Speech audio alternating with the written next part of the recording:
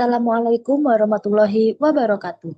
Perkenalkan, nama saya Kesha Valencia Agatha dengan NIM 2524101020008.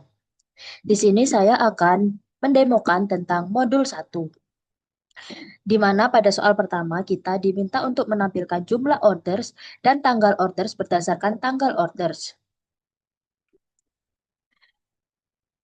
Di sini ada query yaitu select order date, count dalam kurung bintang from orders group by order date. Query ini digunakan untuk menampilkan jumlah order yang terjadi pada setiap tanggal order. Data diambil dari tabel order, kemudian dikelompokkan berdasarkan kolom order date menggunakan perintah group by. Setelah data dikelompokkan berdasarkan tanggal order, fungsi agregat count digunakan untuk menghitung jumlah order pada setiap tanggal tersebut.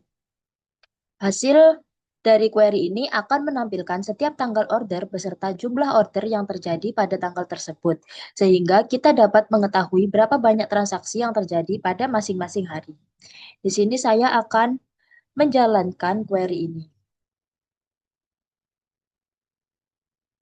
Nah, hasilnya akan seperti ini.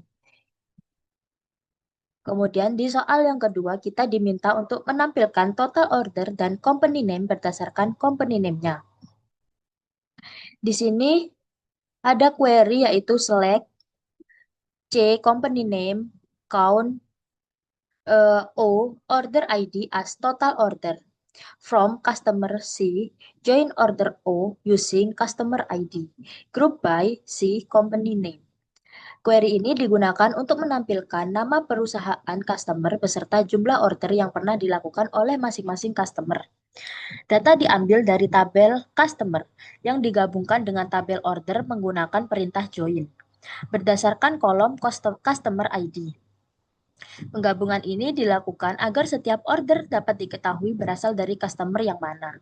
Setelah data digabungkan, perintah group by digunakan untuk mengelompokkan data berdasarkan company name-nya, sehingga setiap customer berada dalam satu kelompok. Kemudian fungsi agregat count digunakan untuk menghitung jumlah order yang dimiliki oleh setiap customer. Hasil dari query ini akan menampilkan nama perusahaan customer dan total order yang pernah dilakukan oleh masing-masing customer. Jadi di sini kita coba untuk menjalankan query-nya. Nah, maka tabelnya akan memunculkan company name-nya sama total order-nya. Kita lanjut ke soal yang nomor 3. Di sini kita diminta untuk menampilkan nama supplier yang memiliki produk yang sudah discontinue. Bisa dilihat query-nya. Query-nya di sini digunakan untuk menampilkan nama supplier yang memiliki produk yang sudah tidak diproduksi lagi atau discontinue. Nah, data ini diambil dari tabel suppliers yang digabungkan dengan tabel products menggunakan perintah join berdasarkan kolom supplier ID. Penggabungan ini dilakukan agar setiap produk dapat diketahui berasal dari supplier yang mana. Kemudian dilakukan penyaringan data menggunakan perintah where, yaitu hanya menampilkan produk yang memiliki nilai discontinue sama dengan 1. Yang berarti produk tersebut sudah dihentikan produksinya. Hasil dari query ini akan menampilkan nama supplier yang memiliki produk dengan status discontinue. Kita akan coba menjalankan query-nya. Maka hasilnya akan seperti ini. Ini adalah nama produk yang sudah discontinue. Kemudian kita lanjut ke soal yang selanjutnya, yaitu kita diminta untuk menampilkan nama harga dan kategori dari masing-masing kategori produk dengan harga yang paling mahal. Dapat dilihat di sini query-nya.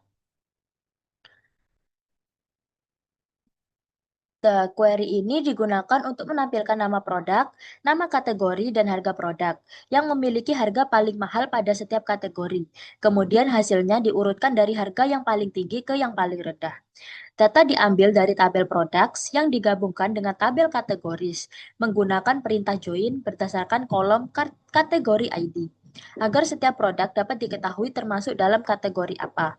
Selanjutnya, query juga digabungkan dengan sebuah subquery yang diberi nama alias M yang berisi hasil pengelompokan data berdasarkan kategori ID untuk mendapatkan harga tertinggi pada setiap kategori menggunakan fungsi agregat max dan group by kategori ID.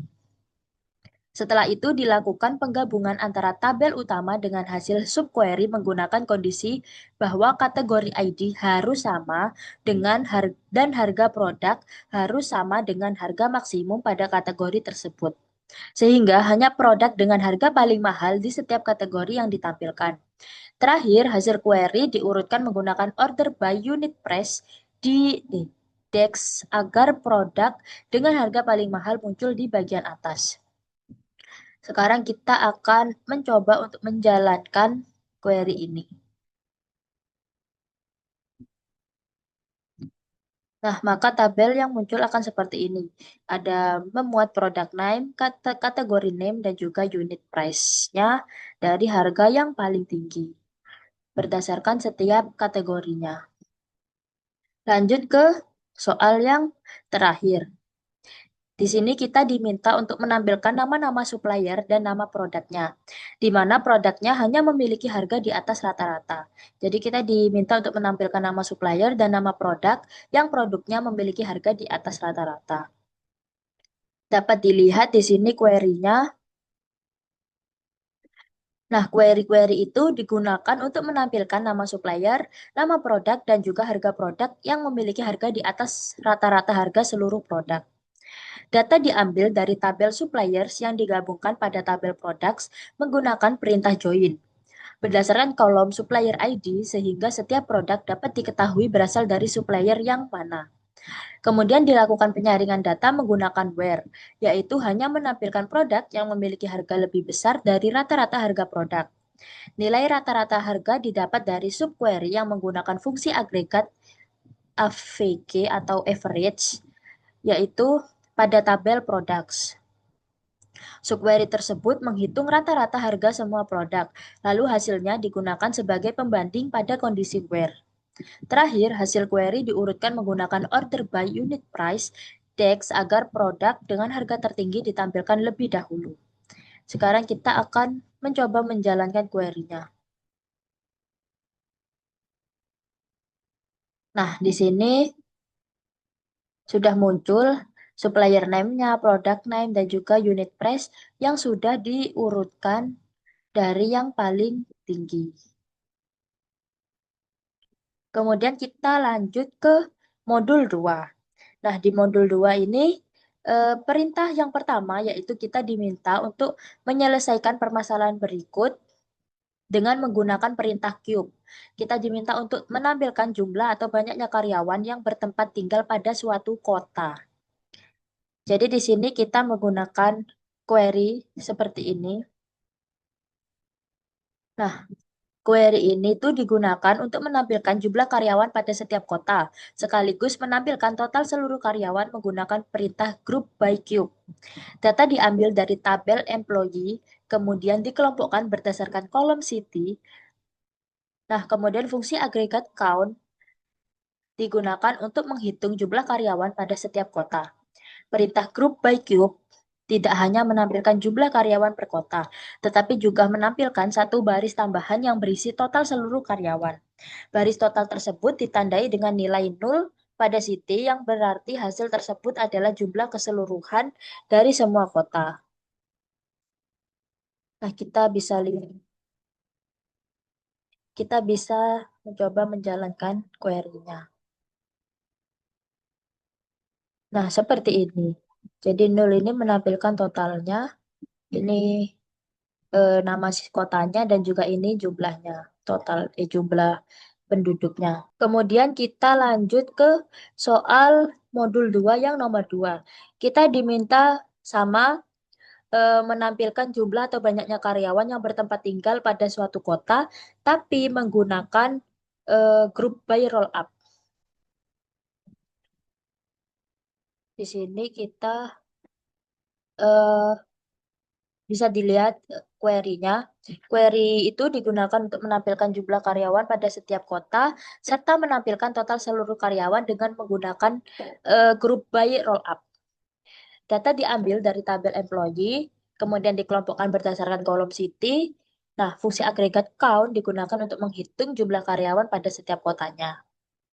Kemudian perintah group by roll up akan menghasilkan data jumlah karyawan per kota dan satu baris tambahan yang berisi jumlah seluruh karyawan.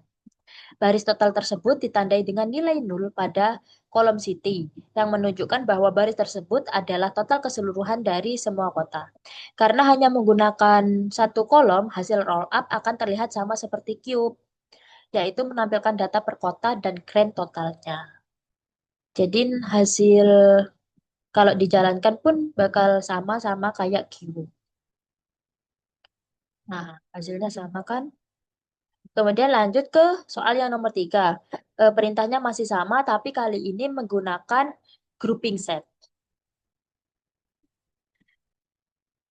Jadi, eh, pengelompokan berdasarkan city-nya ini kan tadi digunakan untuk menghitung jumlah karyawan di setiap kota menggunakan fungsi agregat count. Nah, sedangkan tanda nol pada grouping set berarti menghitung total seluruh data tanpa pengelompokan, sehingga menghasilkan grand total semua karyawan dengan menggunakan grouping set. Kita bisa menentukan sendiri kelompok mana yang ingin ditampilkan, tidak seperti roll up atau cube yang otomatis membuat semua kombinasi. Coba deh kita jalankan. Tapi hasilnya bakal tetap sama. Nah, dari kesimpulan ketiga jawaban modul 2 tadi, kenapa sih bisa sama hasil output query-nya? Nah, itu karena cuma menggunakan satu kolom, sehingga kombinasi pengelompokan yang dihasilkan itu hanya per kolom city dan juga total keseluruhannya. Nah, perbedaan ketiga perintah tersebut akan terlihat jika menggunakan lebih dari satu kolom, di mana roll up menghasilkan hierarki, cube menghasilkan semua kombinasi, dan grouping set itu menghasilkan satu kombinasi yang dipilih. Bukan satu, deh, hanya menghasilkan kombinasi yang dipilih. Tuh. Sekian penjelasan dari saya, modul 1 dan modul 2. Eh, saya ucapkan terima kasih. Wassalamualaikum warahmatullahi wabarakatuh.